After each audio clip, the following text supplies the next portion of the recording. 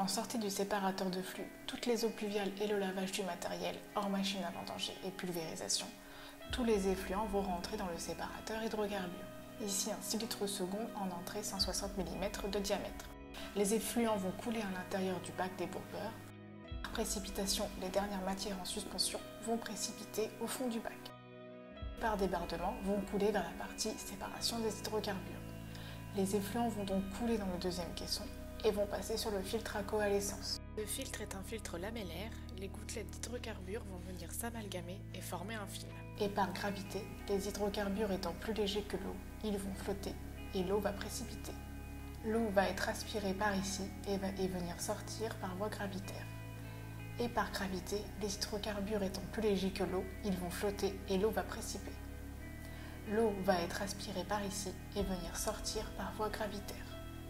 Lorsque la couche d'hydrocarbures va s'épaissir, celle-ci va venir en appui sur le flotteur. Lorsque la couche et la masse sera suffisante, les hydrocarbures vont venir appuyer sur le flotteur et fermer la sortie des effluents.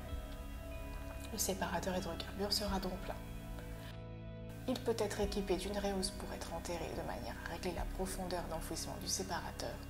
De plus, nos séparateurs sont équipés d'un couvercle et en option d'un couvercle de passage pour engin lourd.